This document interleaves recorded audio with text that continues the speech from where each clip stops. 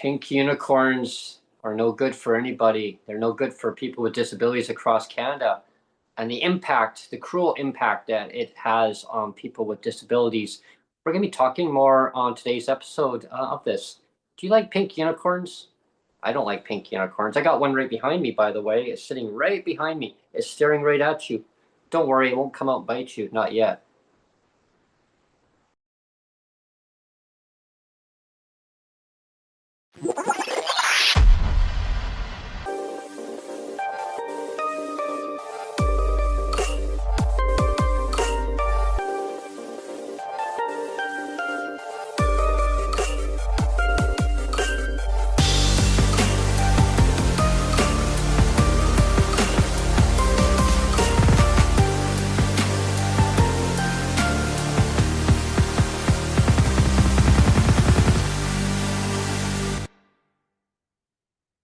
Hello, everyone, and thanks for tuning in to PWD Allies podcast. My name is Brent Frayne, I'm the host, and I'm broadcasting from Victoria, British Columbia. It's a little bit cloudy out this morning. It's not raining, not yet, no snow, maybe eventually. A cold front coming in next week, so who knows what will happen there. Mother Nature has a mind of her own, so winter's just around the corner, knocking at our door, saying, "Do you remember me?" And joining me is Neil Matheson from Surrey, British Columbia. Good morning, Neil. Good morning. And today we're going to be talking about the cruel impacts facing pink unicorns. Yeah, it's about the cruel game facing disabled people in Canada. I mean, when you have a disability, they don't go away. You acquire more disabilities as you progress through life, no fault of your own. But it's the cruel clawbacks, that are really impacting people with disabilities across Canada. I mean, on social assistance, they call it. Every jurisdiction in Canada have a different disability program in place. Some don't even have any disability programs in place. I don't know why they don't. They should. They should have a program in place where it's no less than poverty level, like the market basket measure. Mm-hmm. Nobody should be living in legislated poverty in Canada, and so shame on all levels of government who allow, poverty to flourish, right? The money is there. I mean, we've talked about this many times, and advocacy organizations, self-advocates, people with lived experience, and they go through these things on a day-to-day basis, like having to choose things. Daily life things. And when governments make these political choices, right, there's always excuses of status quo. And when I say status quo, I mean that when there's no increase to the rates, that basically means a clawback, right? That's a clawback, because if you're just maintaining status quo, you're not increasing it, and the cost of living goes up, you get a rent increase in market housing. And so status quo, is wow. But I mean, let's be fair, Brenton, and I actually call it for what it is, though, too. Like, mm-hmm. when you have a clawback, mm-hmm. you're basically saying you're not even entitled to the status quo. You're not even entitled to the status quo. You get less than the status quo. So even though the status quo is already less, the clawbacks are basically saying you get less than less. Yeah. So it's worse than, I mean, like when we talk about clawbacks, it's not like the clawbacks have just happened in the last year or two. We're going back 32 years now, Brent. It's been 32 years. Yeah. Starting back in 1993, 94-ish. We always say Mike Harcourt is the father of the clawback, and he is, for all that NDP, the BC NDP here says we're the most progressive party and we care about everyone. It's like, the fact of the matter is Mike Harcourt is the one that voted this in, and when I put out my last complaint, and I put it to the Ombudsman office, and it's under review now. They're reviewing it, but I actually put the word bigotry in my complaint like three or four times. I used the word bigotry. I said I said the idea of punishing, like deliberately being what's prejudice against people with disabilities. That's what bigotry is when you're deliberately being prejudiced against a particular person or a group of people, overly so. When you're doing it overly so on purpose, that is the definition of bigotry. And I said, so you have 32 years of this policy that is so perverse and so punishing, and it goes back to if we rewind the tape when Mike Harcourt stood up there all proud in front of the cameras and said, everybody on welfare is a cheat, varmint, and deadbeat. Everybody on welfare is a cheat, varmint, and deadbeat. These clawbacks are a direct result of those words that he spoke. They're a direct result of those words that bigotry has survived. That bigotry has survived now for 32 years.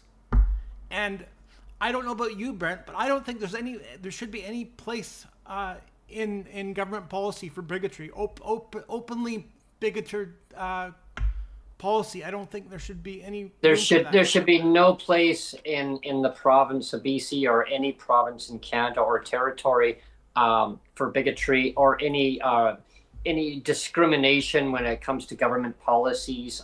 It's purposely being designed that way. I mean, Mike Harris in Ontario. I mean, we can't forget about Mike Harris. Yeah, I think he did a copy paste, right? They did. They did exactly around the same time, and it was governments trying to find ways of cutting back their services to make it look good for the government, but it actually caused major harm to people with disabilities and people on low income, seniors. I mean, there's seniors with disabilities, and I mean the clawbacks that they have too. I mean, I see it on the news all the time, and you know they never say, well, people with disabilities. They always say seniors. Well, yeah, I mean seniors have disabilities too, but the population between youth and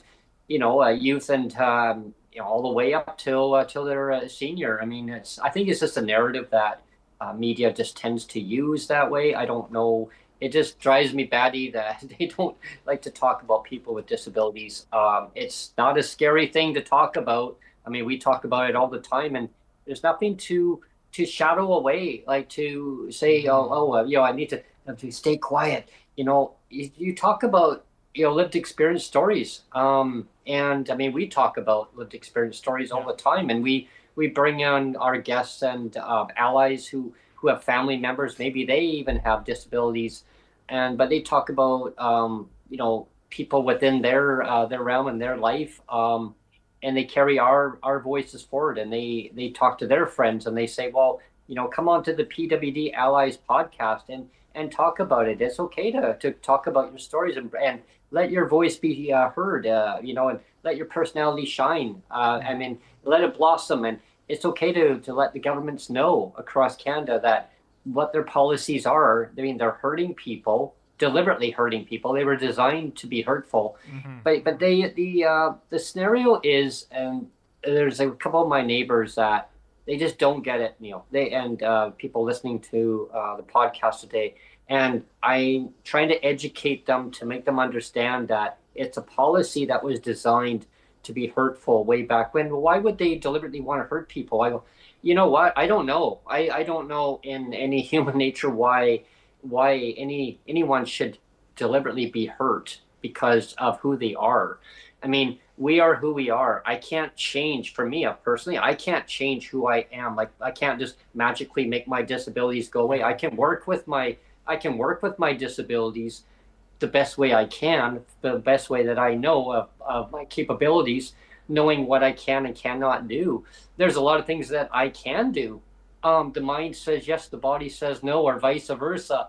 And it's very frustrating when, you would have a politician, from time to time, along the way in BC, well, we raised the earnings exemptions, just get a job, just get a job. Well, Yeah. I had a job. I had many Yeah, different and jobs. that's Like, just it, right? If you get a yeah, job, and then we'll claw back your yeah, pension that yeah, or you got from having that job. Yeah, yeah, and yeah, and yeah. and one thing I'll say, Brent, and I've said this before, and I think, I hope people don't tire of you and me kind of sharing our same stories over and over again. But I've said before is that I I um I wouldn't have pursued, like, I've I've gone after the government now. This has been over 12 years for me now. Like, my first wife passed away. It's been over 12 years. She passed away. It was August of 2013. So it's been over 12 years. And ever since then, I've been engaged in a battle against the provincial government about these clawbacks, because, like I said on the last show, I said for the first over 2 years, a little bit over 2 years, they clawed back every single penny, every single penny of my $800. They clawed back every single penny, and the only reason why they don't now is because back in 2015, late 2015, the government decided that they'll honor my son's portion, the orphan's portion of it. So for anybody that doesn't have a son or a child, or like a son or a daughter, or any child at all, like, they're still getting clawed back penny for penny. And so the only reason why I don't still get everything taken away is because I have a son. So my son is getting his portion honored, but I still get like $500 of the pension clawed back because it's unearned income. According to the government, yeah. Yeah, and so what I was going to say, like, I would have stopped the fight like 12 years ago. I would have just given up. And like a lot of people do, because they're like, well, nobody's listening to me, I'll just give up. And I would have given up, except for the fact that it's not that I have to be right. Like, how some people do something and say, I have to be right. I don't care. I have to be the one that's right. This is not a case of me having to be right. Yeah. Like, I don't care that I have to prove that I'm right. I don't care about that. What I care about is the fact that this policy has existed now for 32 years, and it's not about being right or wrong. It's about the fact that this policy is not righteous. It's not about me being right. It's the fact that the policy itself isn't right. Yeah. It's not a righteous policy. It's not a just policy. It's not a true policy. It's not based on truth. It's based on pink unicorns. If it's not a righteous policy, it's not about me being right. It's about the policy not being right. You understand? Exactly. So that's what I'm fighting for 12 years. I've been fighting because the policy itself isn't right. Yeah. And these policies, they are so cruel and means. And that's kind of a good thing for me to jump off of when I say, it's cruel and it's means tested. Yeah. Okay. And so it is mean tested. It is means tested, and that's the problem, is that a lot of these programs, when they were designed, they were basically just as a temporary means way back when. And I guess the government figures that, people were not going to become disabled in life. And well, I mean, hello. I mean, no fault of our own. Things do happen in life, and that we are who we are. And when these programs were designed, people with disabilities, they were excluded out of society, right? They were brushed into, throw them into the back end, to another room. We need to teach you in another room because we don't want to scare the population. Segregation and the other students in the classroom, and in facilities, put them in facilities, and tuck them away. And the problem is that, no, like, people don't need to be tucked away. It's about working with the individual, working with people with disabilities, letting their personality shine to the best it can, to the best of their abilities, and working. The governments have to work with people with disabilities more effectively and listen to their lived experience stories. If their capabilities.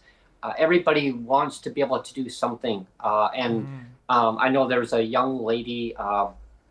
She's 22 years old. She lives just a couple streets down from where I am. Um, and she's got cerebral palsy. She's got some learning disabilities. She said, there's a lot of things I can do, but no employer wants to hire me. She said because they say, oh well, you're gonna slow down the whole production line of where she wants to work.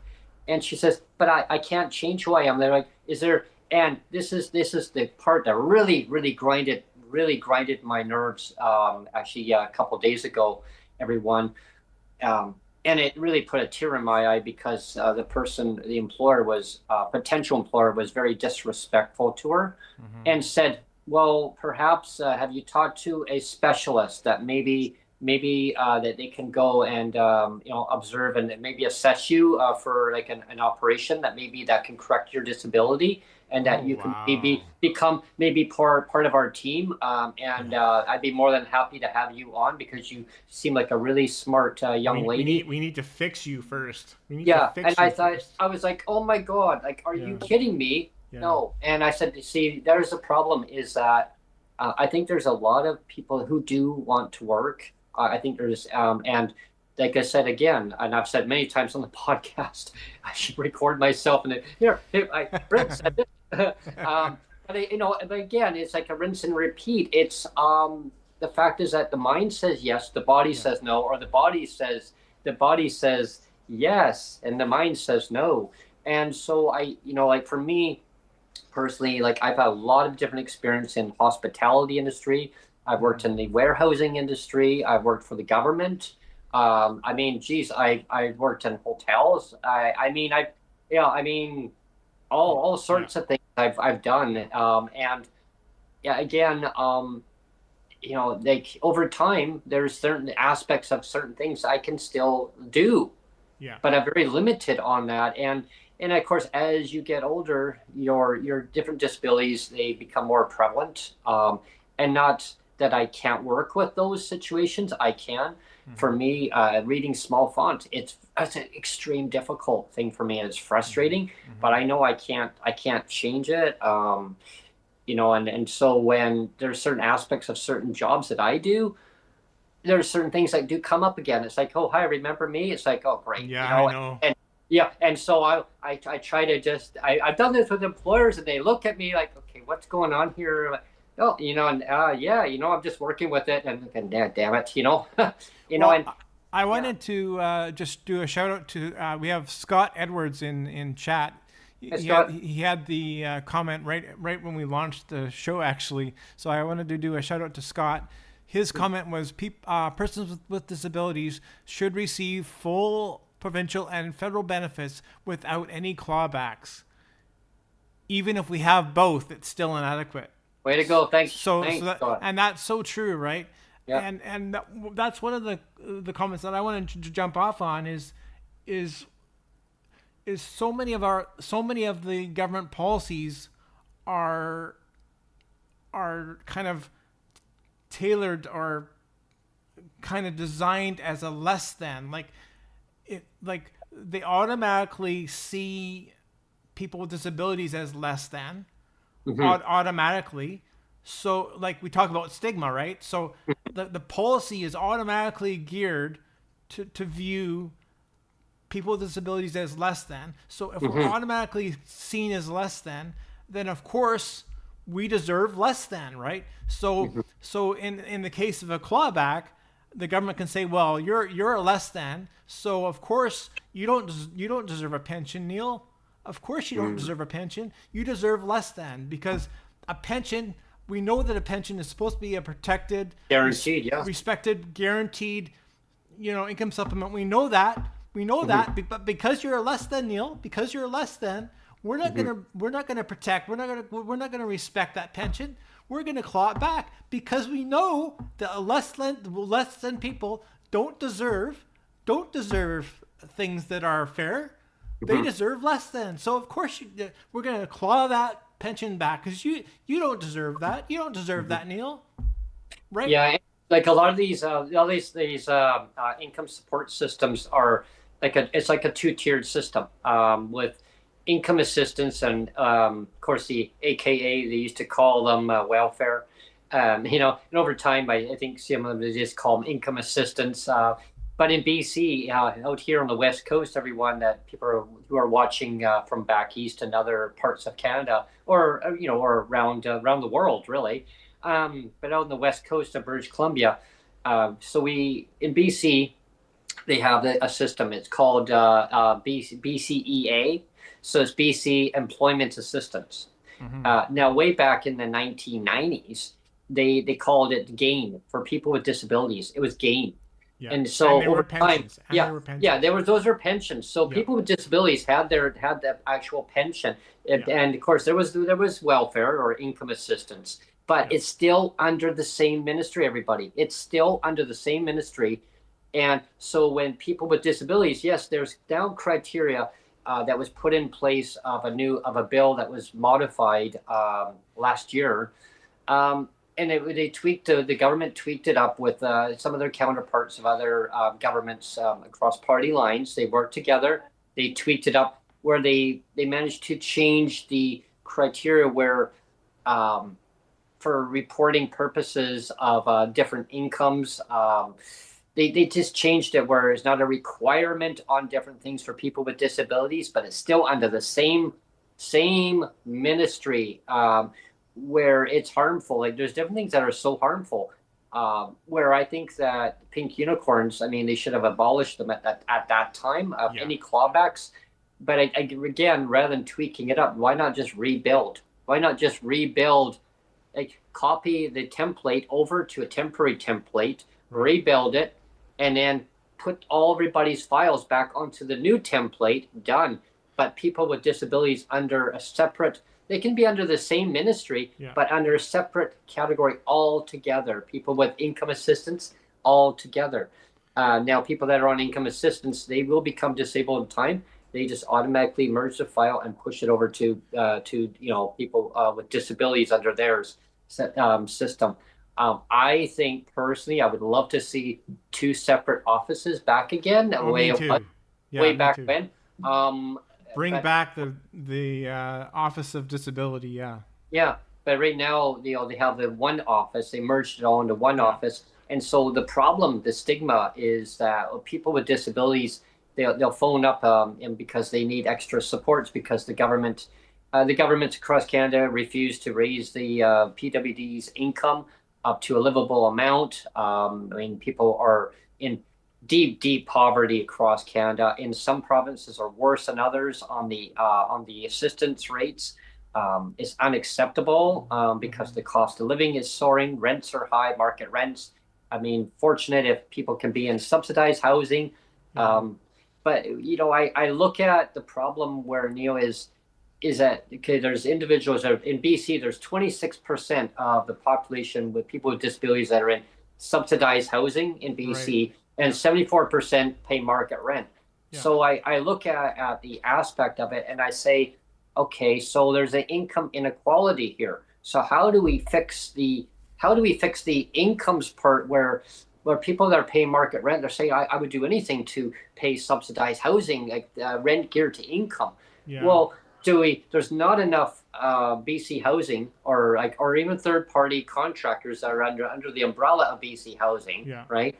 To get everybody into that housing. Yeah, and you know it would help a lot, Brent, is if the government stopped the clawbacks. Yes, yes. And here again, I'm going to go back again to Mike Harcourt. I mean, when Mike Harcourt designed the clawback idea and thought, this is brilliant, I'm just going to punish everybody and claw all this money away as unearned income.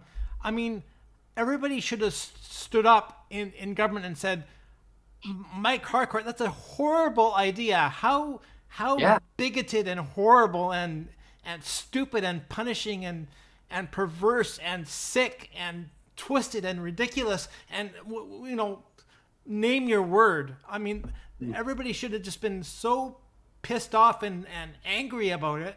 But instead, Brent, we get people like that followed after that. You have the BC Liberals that go, wow, I can't believe that Mike Harcourt did this is great. So Yeah. so Yeah. the BC Liberals that followed after that were like, let's double down on it. Let's go.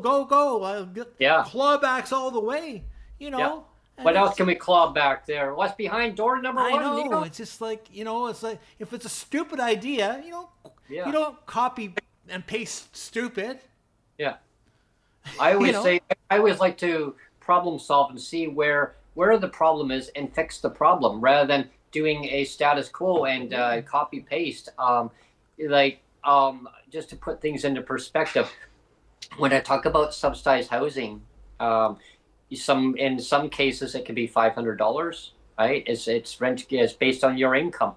So like 74% of the population in BC, and just in BC because we're in BC, but I'm sure in a lot of provinces it's the same, probably same criteria.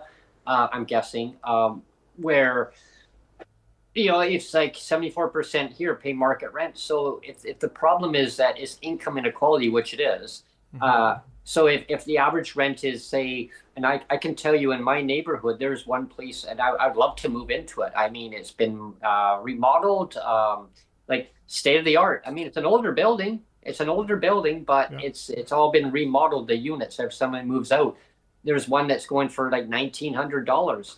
Well, right now I can't even reach that. Well, geez, I would love to move there. But again, if it was rent geared to income, in market housing for people with disabilities. So right now in BC we have the Safers program, and for elderly seniors, they can apply for the subsidy. They can still live in their own home. They don't have to move to a third party vendor under BC Housing. They don't have to move to a BC Housing facility. They can still live in their own home and still have the Safers.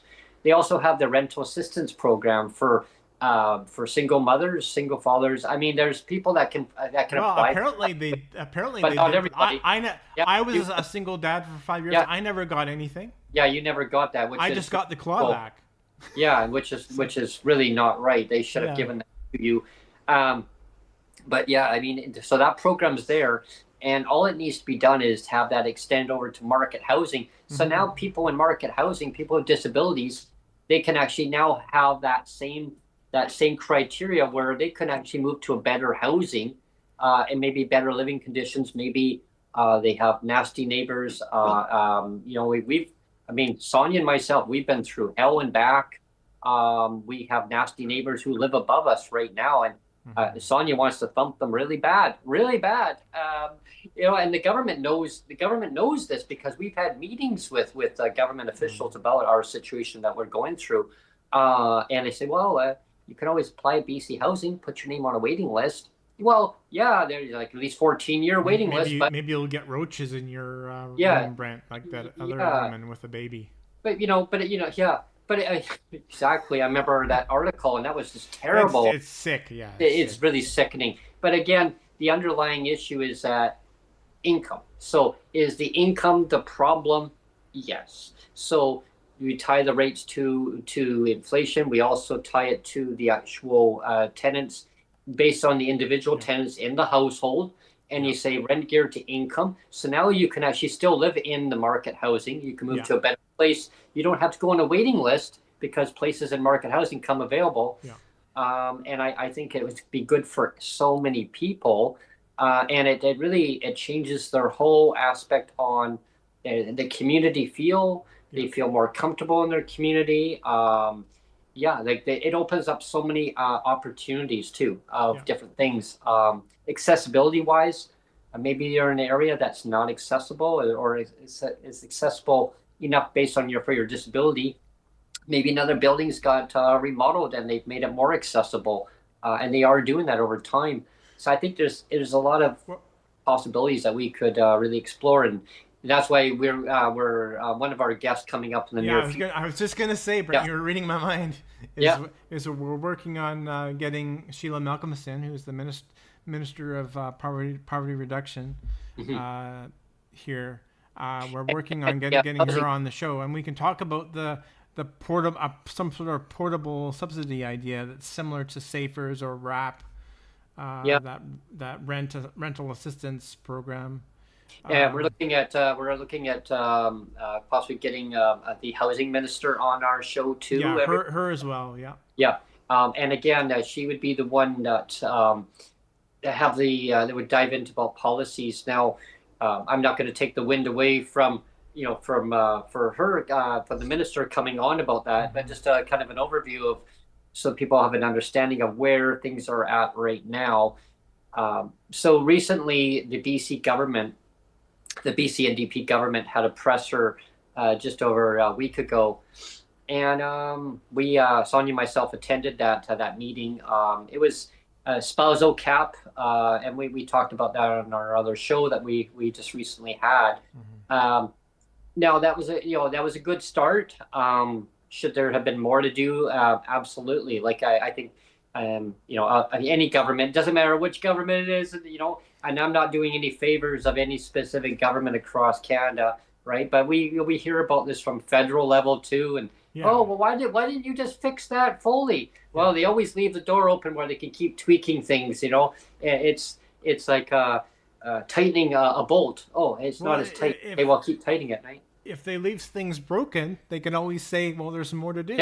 Yeah, exactly. That's why I keep on trying to fix things. So just like leave it broken and like, oh, well, there's more to do. So it's called makeshift work, right? It's like you see the street the cleaners coming by and they missed a spot. They got to go back and redo it again, or they got potholes on the road. Oh yeah, we got to go back and fix that again. Yeah. That's just typical. I mean, it comes with any government, right? I mean, there's so many things like the rental. There's no rent subsidies or not enough subsidies. Like not a fair system of that, and the whole thing of the clawback again. It's not a fair system of my whole thing is, like I said, if it was only me that wanted to be right, if it was so important for me to be right, I would have just given up 12 years ago, because I don't care about being right. It's not about me being right. It's about the policy being wrong that I care about. Yeah, it's all about the policies, though. So now I'm going to have a brain fart burn. But this idea that with the clawbacks, see, if you have income where all income is treated the same, because right now you've got, like, if we go back to the rental idea, you have, like you said, 26% get the subsidy and 74% don't. That's not unfairness. That's not equity. And also, when you treat certain income, like, if I worked at McDonald's, the government says, oh, well, you get, up to $15,000 of extra income then as earned income, Neil. So that's fine. But because I qualified for, because I've already worked, and because my late wife also worked, like she worked for 20 years, I worked for over 20 years, and somehow that doesn't count. Like that income is irrelevant and immaterial. And they paid into and your late wife, paid into CPP. And just so everybody understands that, if you're trying to figure, okay, well, what does this mean? Maybe a lot of people do know what this means, but when you have deductions off your pay stubs, it's EI CPP, right? So in that CPP, what Neil's saying is that CPP that was paid into, it becomes a pension later, and when you need it, it was paid into by my wife and by her employer, right? Both. And it's a program that the federal government endorses, of course. They're like, that's a legitimate program, but for some reason, like, the provincial government here just shits all over the legitimacy of it and says, well, we don't care if it's a legitimate program, we'll just claw back the stuff anyway. Federal government says it's earned income, and the BC government says no, it's unearned income. We need to claw that off you. I said this too. And you're not treating income fairly if you do that. You're cherry picking income and saying, well, this income at McDonald's is fine, but Hmm. God forbid you earn a pension. Yeah, we're gonna take That's that away. off limits, Neil. Sorry about that. You know, I said this to this elderly man we used to see walking around our block a lot. I mean, wow, he put a lot of mileage in on his shoes. I Yeah, he'd walk a lot. I mean, he just kept on going, and it's like, wow. I mean, I think he was turning. Yes, that's right. He had 3 months before his 95th birthday. 3 months. I haven't seen him. I think something happened to him, like I was telling you before. But he was a smart man. He worked in the parliament. He worked under the BC legislature way back, I mean, decades and decades ago. And I told him this issue about our podcast about your CPP, the Survivors Pension Clawback, and he says, "What?" yeah, He says, "Who the hell made that up?" He says, Yeah. Why take away?" I said, "The government, some government down the line decided." He goes, yeah, "What are they?" I says, "Are they on drugs?" yeah. What he said. I'm like, "Oh my." He says, "That is They're sick." raiding the safe supply cabinet, Brent. They're Yeah, raiding the he safe just said it supply was cabinet. sick, though. He said it didn't make any sense, and he says, "I worked in Parliament from both federal and provincial over different times," and he said he was a mayor every time. I'm like, "Oh wow!" Like, he's been around the block. He knew about the housing. He says, and it's all corporate greed. But he said it's about holding government to account and making sure that people have housing. Is it rent geared to income? Allow them to stay in market housing. If they need to be under BC housing, do they really need to be under BC housing? And that is a discussion that we had with a meeting recently. Was the minister, and we will be having her on. Is the situation is that, do people need to be under BC housing because it's income inaffordability, or do they need to stay in market housing, but they can't because they don't have the income? And then the government says, well, we can't raise rates. Well, how about tie the rates to like bring it over RGI over to market housing? Yeah, if you had a portable subsidy somehow in the housing market, Yes. the traditional housing market, the rental market, then it would take the pressure off. It would take the pressure off of BC housing, right? I mean, because we already know they've already told everybody that there's 20-year waiting lists to get on. So like, why not try to take the pressure off and say, you know what, if we port a subsidy over to the traditional rental market, that would take tremendous pressure off the BC housing, and then everybody gets to stay where they are and live where they are and be happy where they are. Exactly, and they can be in a community that they want to be in, because with BC housing, you can sign up, but you have to take what comes up when they say it's available, and you're not available yet. Well, too bad, so sad. Do you want a roach-filled room? One just came available. Yeah, let's talk about that a little bit, since we're on today's about clawbacks, because I mean, clawback, it really puts a person into a real bad precarious situation. When I say their housing, if they got all these clawbacks, now they have to keep cutting back on other necessities, and then it gets to a point where now they lose their housing. They could lose their market housing. So now they're either homeless or they're fleeing violence. Like, there's so many scenarios. Now, in order to qualify for BC housing, you got to be homeless, or fleeing violence, a domestic violence dispute, your place has been sold or condemned.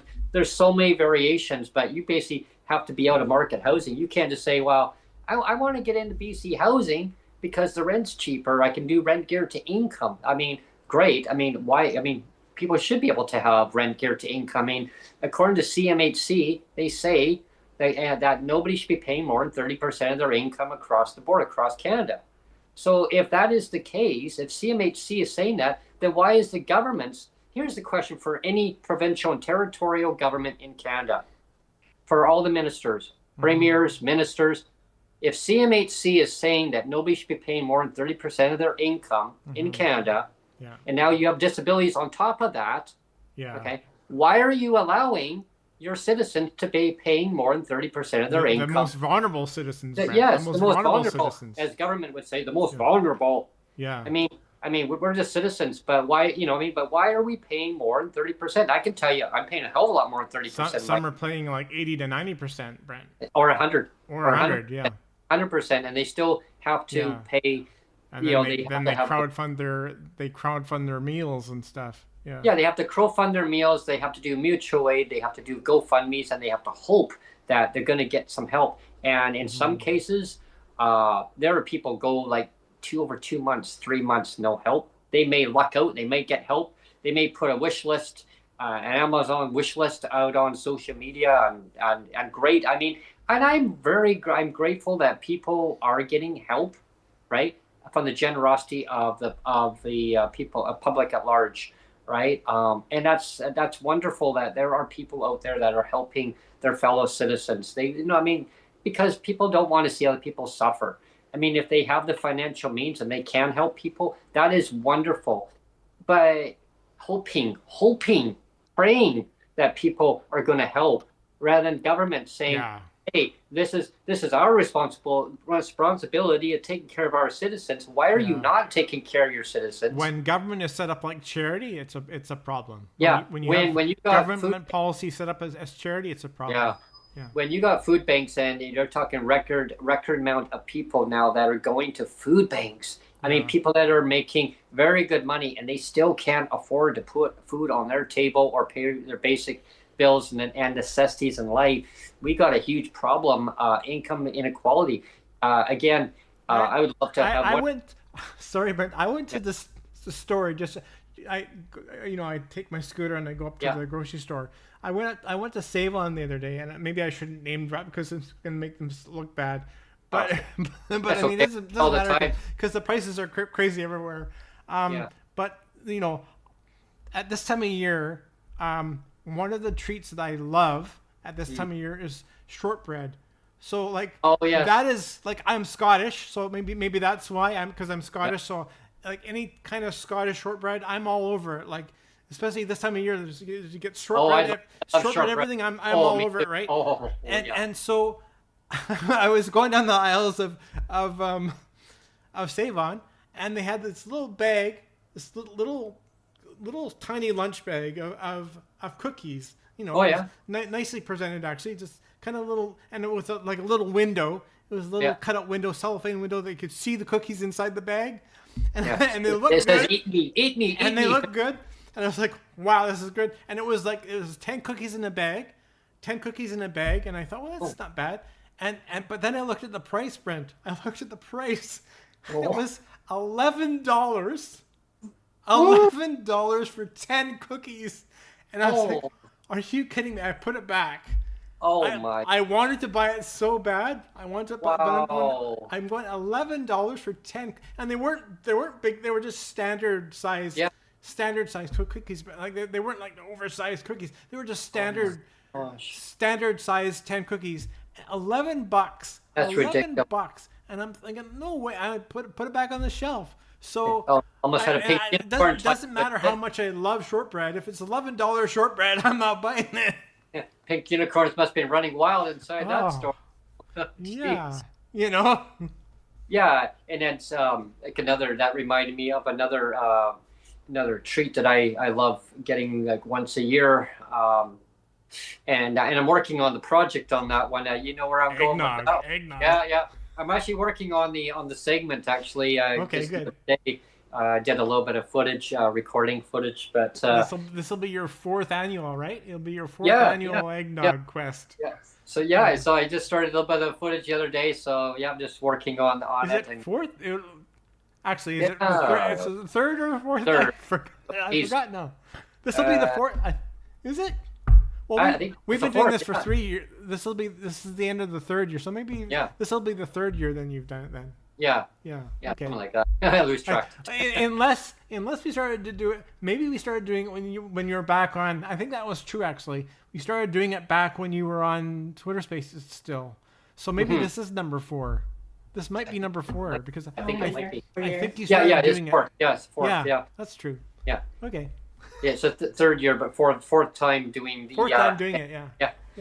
And I mean, I'm not going to give away all the details of the footage I'm doing, but just for people kind of following now, if they're just tuning in and learning about the PWD Allies podcast, follow along the footage of the eggnog. I mean, just look for the eggnog segments that I've Those are downloaded. always fun. They're I always, love putting them together. yeah. Yeah. But one thing I have noticed though, and I mean, you'll find out as I'm doing the footage, everyone.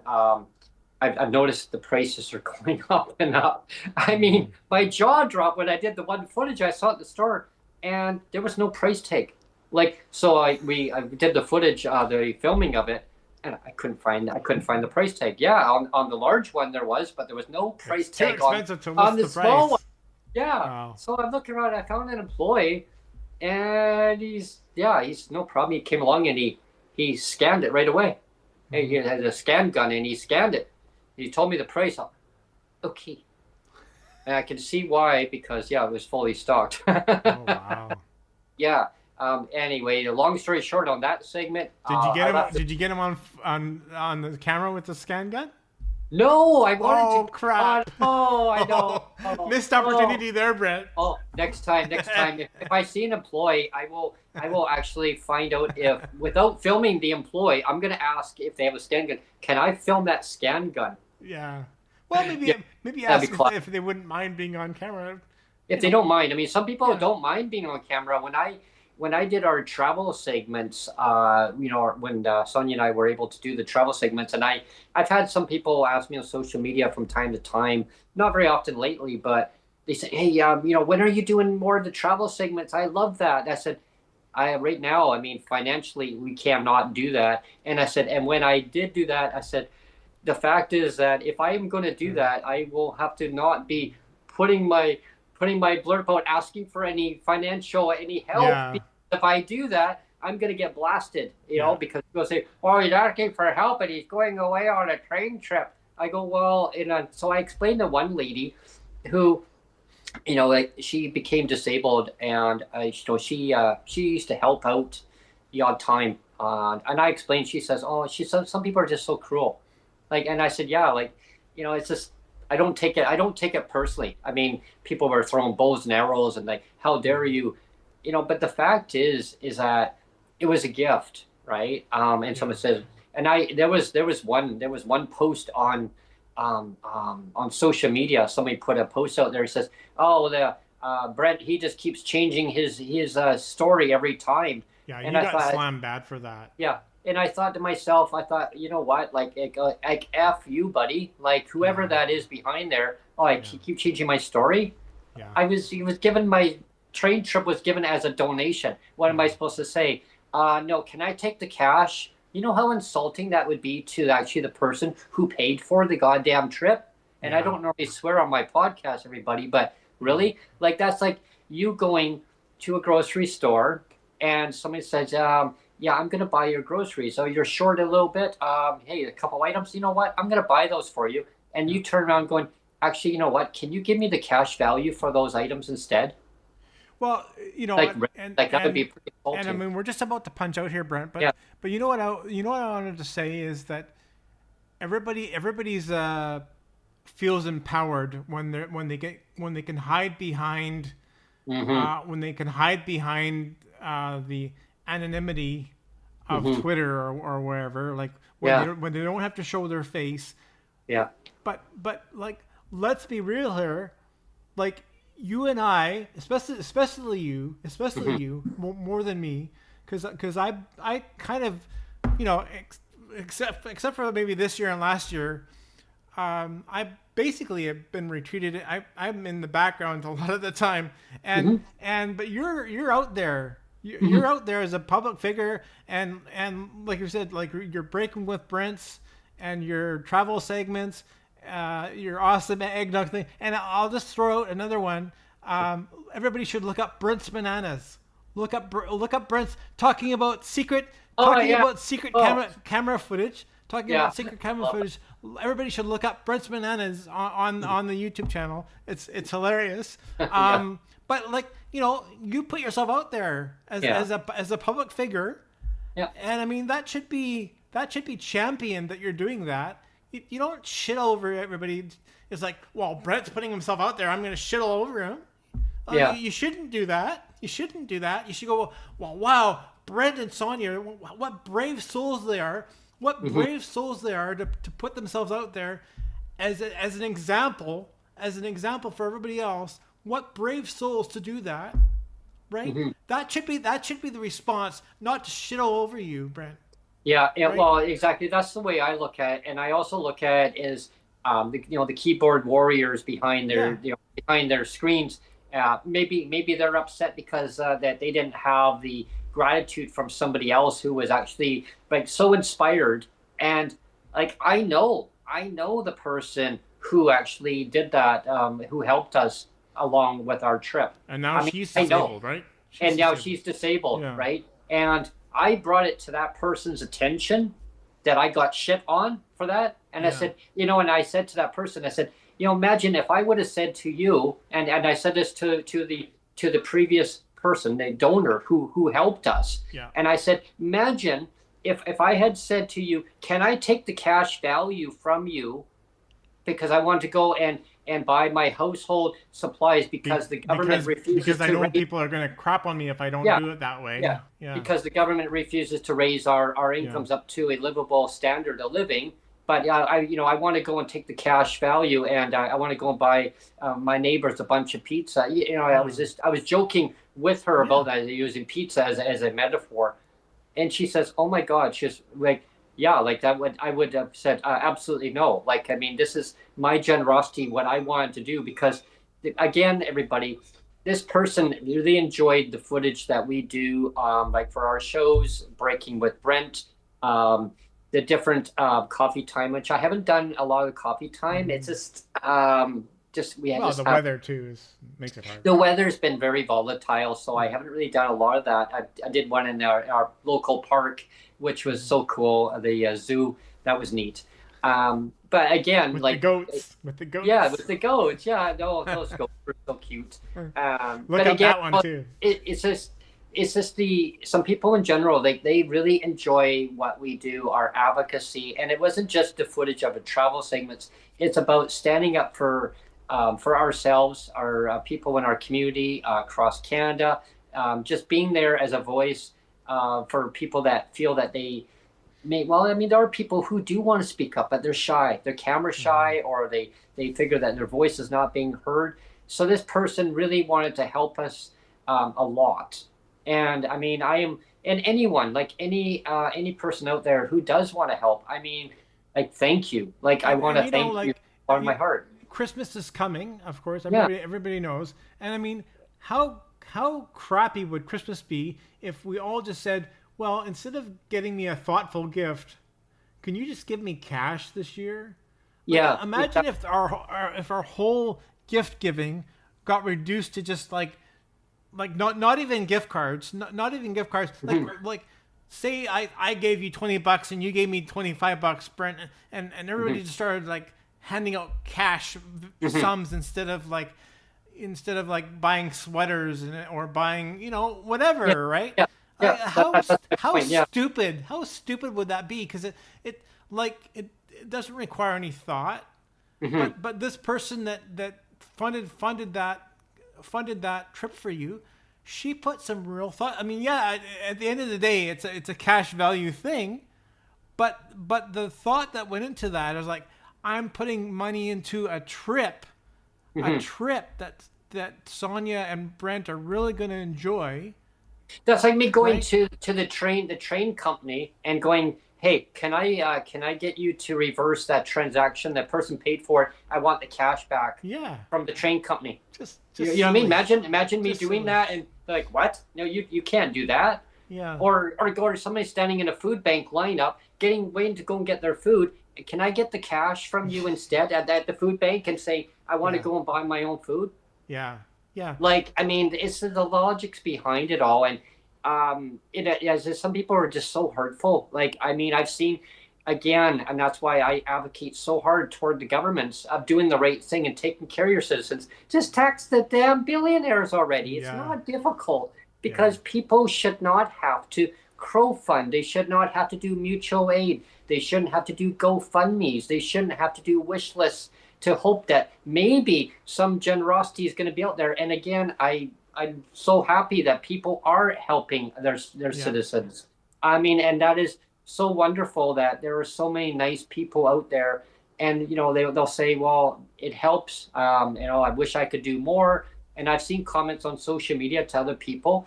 Yeah. And again, like people with disabilities watching this right now, I will do everything I can to retweet your stuff, like your posts. In some cases, I will quote tweet it saying, please help so-and-so. Why? Because that's my part of actually amplifying your voice to be heard. I will also, and I will hold the governments to account and saying why.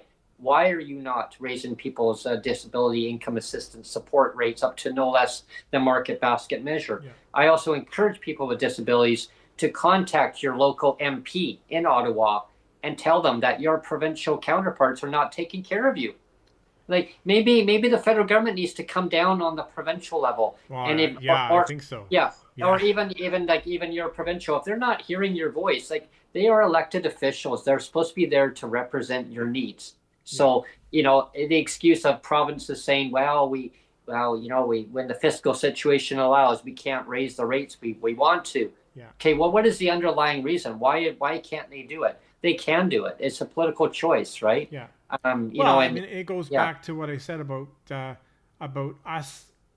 people with disabilities automatically being seen as less than. We're automatically stigmatized, seen as less than. So we therefore get less than policies, right? We get less than government policies, and so if we circle back to the whole thing of PWD clawbacks, again, it's not about me being right.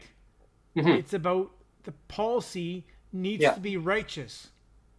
These policies are so ancient. We need to get back to this idea that all government policy should be righteous, should be true, should be just. I mean, that's not a big ask, or it shouldn't be. It shouldn't be. There should be no clawbacks. Let's kill all the pink unicorns. What's hard about that? Because that's the righteous thing to do. Kill all the unicorns. Do the right thing. Again, it's not about me being right. It's not about me being right. It's about doing the right thing because it's the righteous thing to do. Right? Yeah, and that's one thing that I always mention. Things that I talk about on the podcast. It's not all about like me. Yeah. It's about what I hear in the communities. And echoing across social media, across networks, across the country.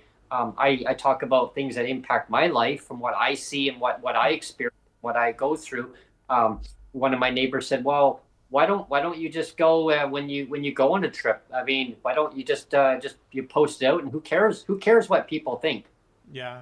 And I said, don't let it get to you. That's what this one lady. Easier said than done though. Sometimes. Right? Yeah, exactly. Yeah. I'm thinking, well, I mean, that's fine and dandy, but again, I said, she's not on this end of the spectrum of doing the show and being a public eye. It's like when you're an MLA or an MP or a public figure, you're a talk show host at a radio station.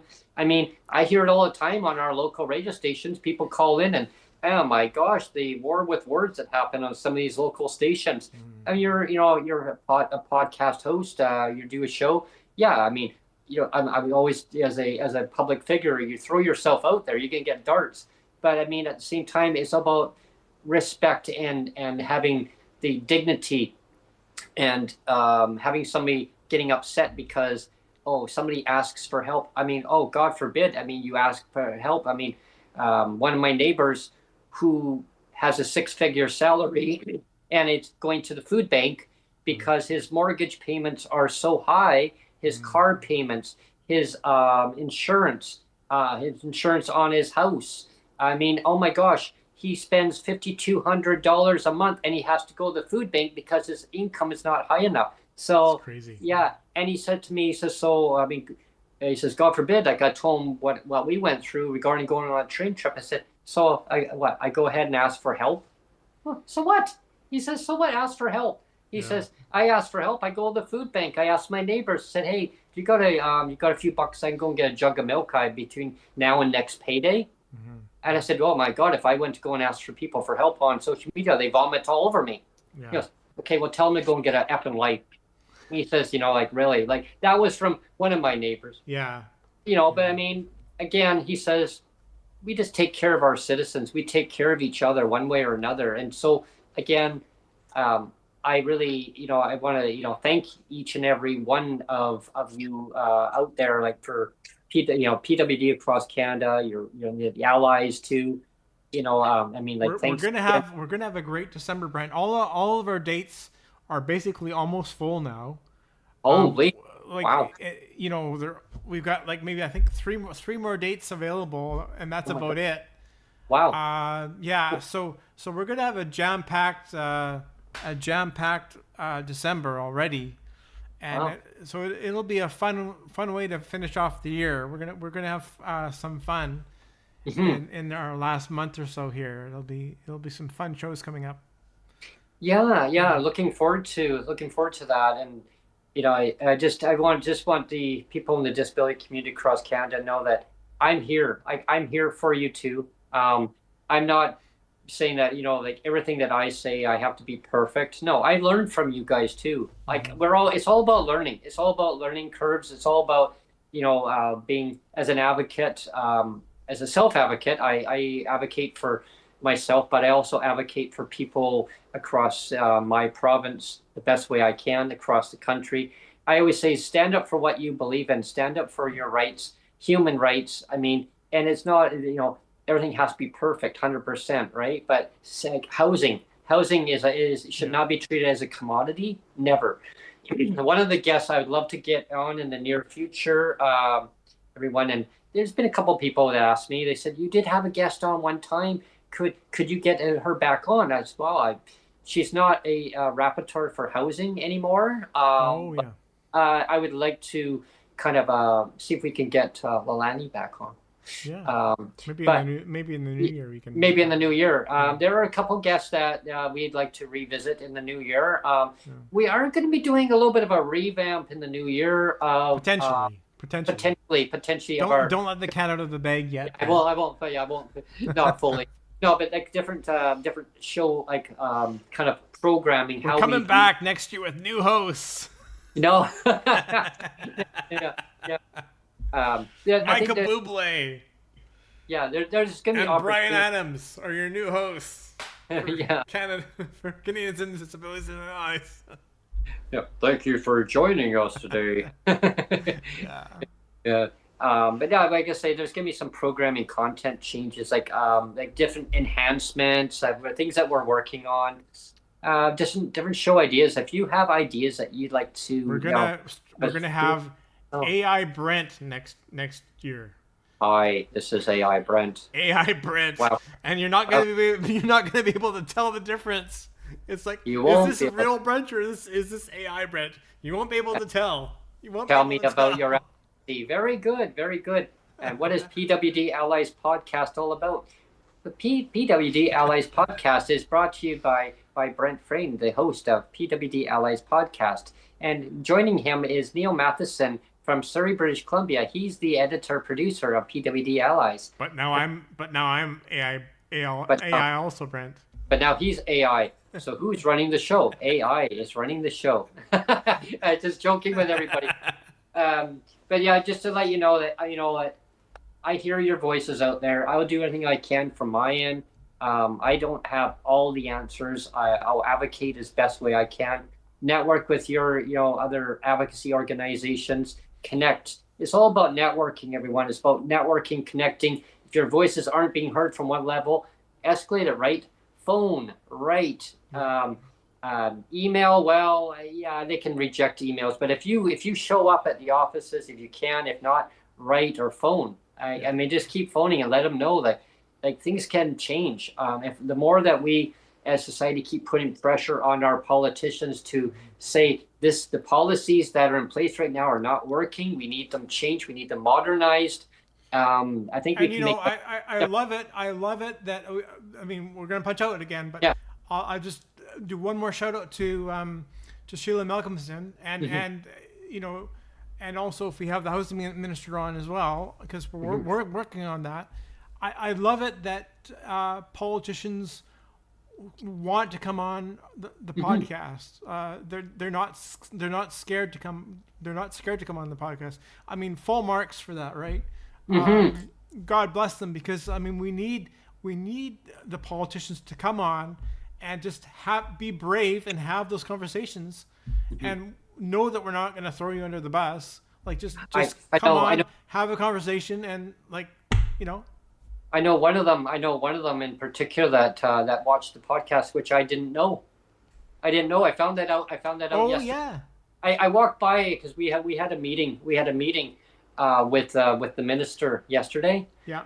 And so we were walking along, and there was one of the ministers from another party sitting. Well, she's sitting as an independent, really, sitting there and having lunch. And oh hi, and said hi to Sonjia and myself, and oh hi, and said Sonjia was like, oh hi. She goes, how are you? And she goes, how are you? And then she said to Sonjia, how are you doing? She goes, and how are you doing, Brent? I go, good. I'm like, what? And she's like, yeah. I go, yeah, we're just joining with the minister. She goes, right. She goes, yeah. So I watch your podcast. So we should say it's Eleanor Sturko. Eleanor Sturko watches our podcast. Yeah, and I have to say, like, I've always respected her a ton. I think it's really unfortunate that she got let go from the BC Conservative Party, because I mean she's very well spoken. I mean, let's be real. She was the star. She was the star of the whole caucus. Like a real shit disturber, but in the very best way. In the very best way, she was the mover and shaker and shit disturber of that whole party. And when she left, everything kind of fell apart, honestly, after she left. Quite the strong advocate, I must say. Very outspoken and standing up for what she believes. I've reached out to her as well. So like maybe we'll get her on as well. Like, you know, and that'd be great. That'd be great as well, because like I'm a big fan. I've been a big fan of hers for a while. So I hope that she does come on. And Michael Bublé, I'm a big fan of yours too. You know, the invite is for you to come on. I know we've been trying to get Michael Bublé onto our podcast, even for 30 seconds. Yeah, just a 30-second blurb. I don't know, to do an outro or an intro for the show. I mean, I know that if Michael Bublé asked me to come on as a guest, I'd be more than happy to. Like, you know, I want to break out into song now, Brent. Yep. Last Christmas I gave you my heart, but the very next day you gave it away. This year, to save me from tears, I'll give it to someone special. Thank you, everyone, for tuning in. Yeah. Anyway, we'll punch out, Brent. Yeah. Thank you, everyone, for tuning in to PWD Allies podcast. My name is Brent Frayne. I'm the host, and stay tuned to our next episode on Monday. So have a great weekend, everyone. Take care. Talk to you soon.